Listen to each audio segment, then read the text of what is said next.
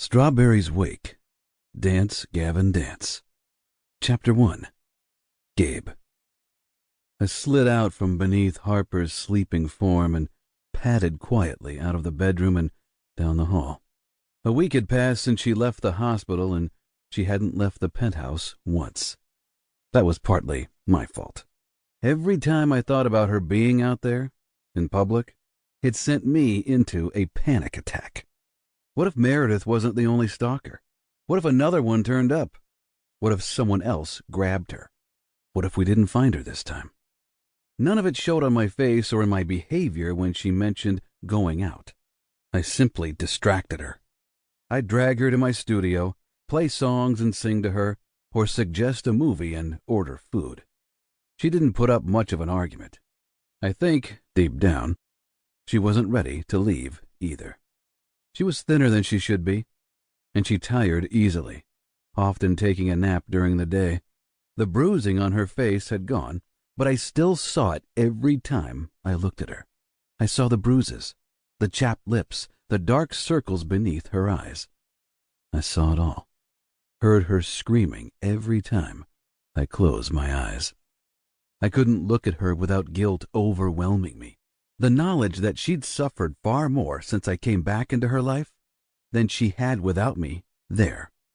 I tried to leave, to walk away and let her find a better future. But she wouldn't let me, and I was too f***ing weak to fight her. But I was losing her.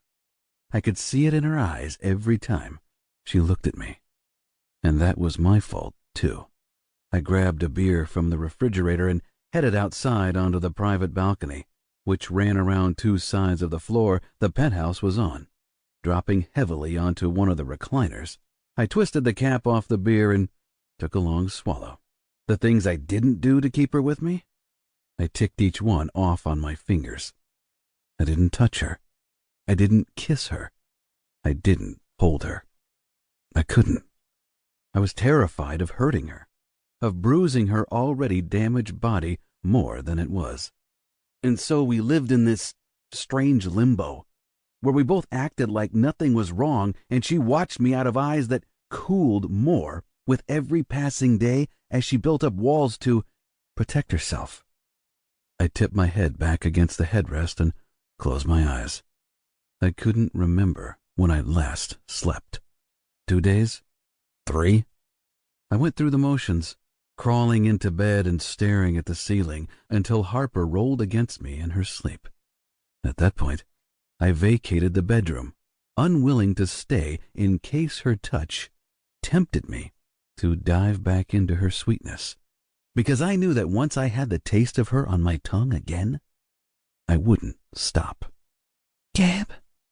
Her voice broke the silence of the pre-dawn hour, and I opened my eyes to watch her move toward me.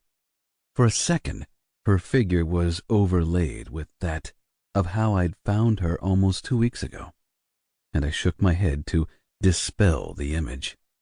"Can we talk?"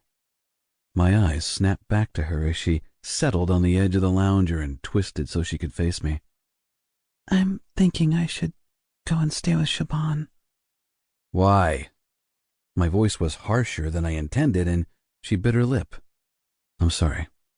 I gentled my tone and took another swallow of beer. "If that's what you need to do, then yeah, you should do it." And that was the moment I realized I'd walked into a trap. Her spine stiffened and her eyes narrowed, flashing fire at me. She shot upright, snatched the bottle from my hand, and threw it across the balcony. It hit the privacy wall with a crash. I watched the liquid drip down the wall for a second and then redirected my gaze to Harper. "Do you really think I can't see what you're doing?" she demanded. "It's not rocket science, Frosty. I'm sitting out here enjoying the quiet and having a beer." I glanced over at the broken bottle. "Was having a beer," I amended. She shook her head. "Are you telling me you're perfectly happy with me leaving?" "I'm telling you that if you want to leave, I'm not standing in your way." "And you'll be happy about it?" "Didn't say that."